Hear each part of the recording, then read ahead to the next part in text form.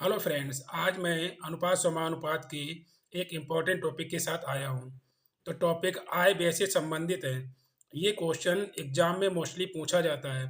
तो मैं इस क्वेश्चन को बिल्कुल शॉर्ट तरीके से बताऊंगा और इतने इजी तरीके से बताऊंगा जो आपको किसी ने नहीं समझाया होगा। तो आइए क्वेश्चन को देखते हैं और बिल्कुल शॉर्ट तरीके से बताऊंगा। आप कभी ज़िंदगी में भूलेंगे भी नहीं और ना आपको किसी ने इस तरीके से बताया होगा। तो आइए क्वेश्चन को देखते हैं। दो व्यक्तियों की आय का अनुपात 5:3 है, जबकि उनके व्यय का अनुपात 9:5 है।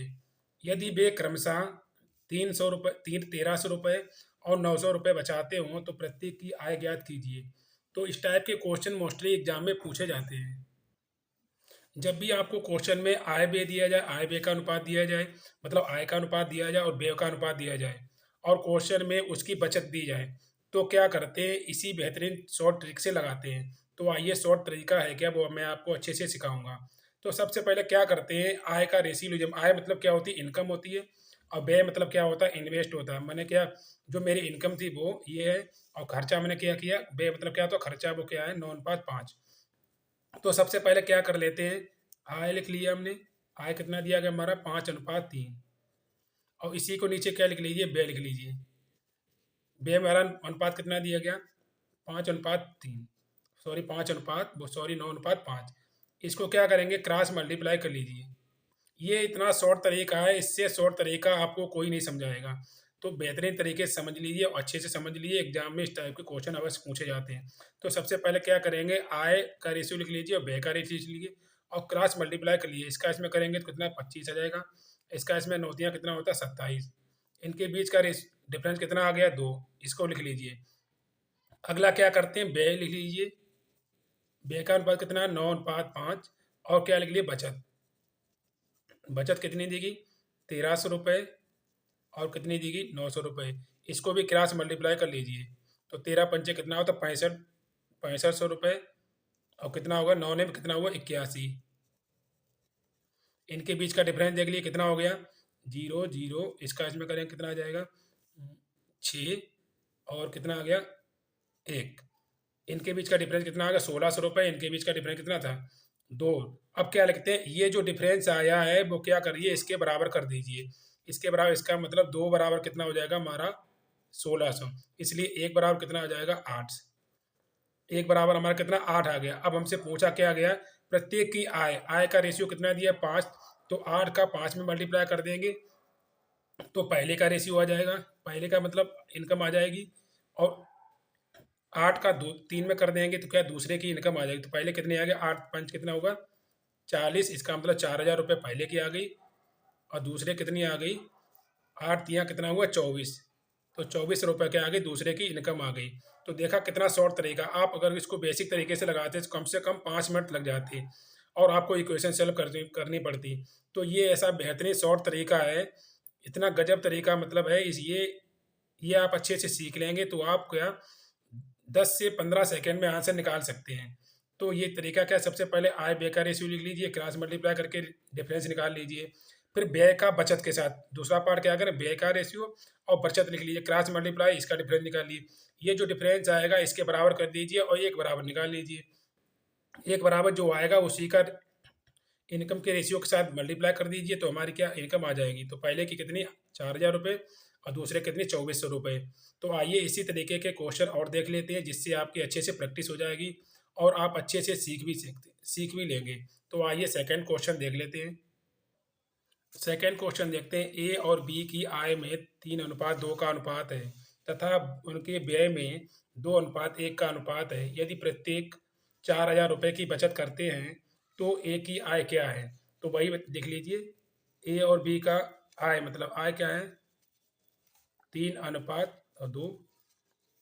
इसी के नीचे व्यय लिख लीजिए। वही शॉर्ट तरीका, व्यय कितना दिया गया, 2:1। इसको क्या करिए, क्रॉस मल्टीप्लाई। इसका इसमें करेंगे कितना है, 4 बार और इसका कितना, 3। तो दोनों के बीच का डिफरेंस कितना आ गया हमारा, 1। ये लिख लीजिए। दूसरा हमने क्या बताया था, व्यय का बचत के साथ। तो व्यय हमारा कितना दिया गया, 2:1। और बचत कितनी दी गई। ये ऐसा शॉर्ट तरीका है, इससे शॉर्ट तरीका आपको कोई नहीं सिखाएगा। इससे शॉर्ट तरीका हो ही नहीं सकता है। तो आप अच्छे से सीख लीजिए और एग्ज़ाम में आप 2 से 3 सेकंड में लगा सकते हैं। तो अच्छे से सीख लीजिए, क्योंकि इस टाइप के क्वेश्चन एग्ज़ाम में 100% पूछे जाते हैं। बचत कितनी दी गई हमारी? 4,000 रुपये, मतलब दोनों की दी गई। तो 4,000 4,000 लिख लीजिए, क्रॉस मल्टीप्लाई कर लीजिए। इसका आज में करेंगे तो कितना? 4,000, और ये क्या करेंगे? 4 दूनी 8। तो दोनों के बीच का डिफरेंस कितना आ गया हमारा? 4,000 रुपये। इसलिए एक बराबर कितना? ये तो डायरेक्ट आ गया। तो एक बराबर कितना आ गया? एक बराबर हमारा आ गया 4,000 रुपये। एक बराबर 4, तो पूछा क्या गया? बी की आय, क्योंकि हमें एक बराबर निकालना ही होता है। इस क्वेश्चन में डायरेक्ट एक बराबर एक आ गया 4,000। तो एक बराबर क्या आ गया? 4,000। तो हमसे पूछा क्या? ए की आय। ए का रेशियो कितना है हमारा? 3। तो इसलिए ए बराबर कितना आ जाएगा? 4 तियाँ कितना हुआ? 12। इसका मतलब 12,000 रुपये ए की इनकम आ जाएगी। तो ए की आय कितनी आ गई? 12,000 रुपये। अगर बी की पूछी जाती तो 4 दूनी कितना हो जाता? 8। तो बी की आ जाती 8,000 रुपये। तो देखा कितना शॉर्ट तरीका है, आपको कुछ भी दिमाग नहीं लगाना पड़ा और कितनी शॉर्ट तरीके से आंसर आ गया। तो इसी टाइप का क्वेश्चन एक और देख लेते हैं, जिससे आपकी अच्छे से प्रैक्टिस हो जाएगी और आप अच्छे से एग्जाम में लगा पाएंगे। तो आइए क्वेश्चन और देख लेते हैं। तीसरा क्वेश्चन दिया गया, एक परिवार की आय और व्यय का अनुपात 10:7 है। यदि परिवार का व्यय 10,500 रुपये हो तो उसकी बचत कितनी होगी? ये क्वेश्चन दोनों क्वेश्चनों से थोड़ा अलग है, क्योंकि दो क्वेश्चन हमने जो पहले बताए वो आपने अच्छे से सीख लिए होंगे। अब ये तीसरा आय व्यय से क्वेश्चन है, वो भी अच्छे से लगा लेते हैं। तो क्या दिया गया? आय और व्यय का रेशियो दिया गया, कितना दिया गया? 10:7। अब हमसे क्या दिया गया? उसकी बचत दी गई कितनी? 10,500 रुपये। अच्छा, बच सॉरी व्यय कितना दिया गया? 10,500, मतलब खर्चा दिया गया 10,500 रुपये, और खर्चा का रेशियो हमारा कितना दिया गया? 7। इसका मतलब ये जो पार्ट है 7 और ये जो है 10,500, ये दोनों क्या इक्वल होंगे? क्योंकि ये क्या, व्यय का रेशियो दिया गया और व्यय की ये वैल्यू देगी। इसका मतलब ये 7 जो है वो 10,500 के बराबर हम लिख सकते हैं, क्योंकि ये भी व्यय है हमारा और ये भी व्यय है। तो ये इसका मतलब 7 बराबर ये 10,500 हमारा हो सकता है, क्योंकि दोनों क्या है? इक्वल है। इसलिए तो ये भी व्यय है, ये भी व्यय है, इसका मतलब ये बराबर कर सकते हैं। जब भी इस टाइप क्वेश्चन आए तो क्या है, जो दोनों पार्ट अगर बराबर हों, अगर ये आय दी जाती और ये भी आय होती तो आय आय बराबर कर सकते थे। खर्चा दिया गया, ये खर्चा है तो इसलिए खर्चा कराया बराबर कर सकते। दोनों पार्ट अगर बराबर है तो उसको बराबर कर सकते हैं। तो इसलिए एक बराबर हमारा कितना आ जाएगा? 7 एकम 7, 7 पना 35, का मतलब 1,500 रुपये हमारा क्या आ जाएगा? एक बराबर 1,500 रुपये आ जाएगा। अच्छा, वो हमसे पूछ क्या रहा है? बचत पूछ रहा है। इसका मतलब हमें क्या, आय निकालनी होगी, तभी तो बचत निकाल पाएंगे। तो आय कितनी हमारी, जो कि 15 का इसमें करेंगे तो कितना आ जाएगा हमारा? इसका मतलब आय के रेशियो कितना दिया? 10 दिया गया। तो इसलिए आय कितनी हो जाएगी उसकी? 10 गुणे 1,500। तो इसका मतलब कितना हो जाएगा? 15,000 रुपये उसकी क्या आ जाएगी? इनकम आ जाएगी।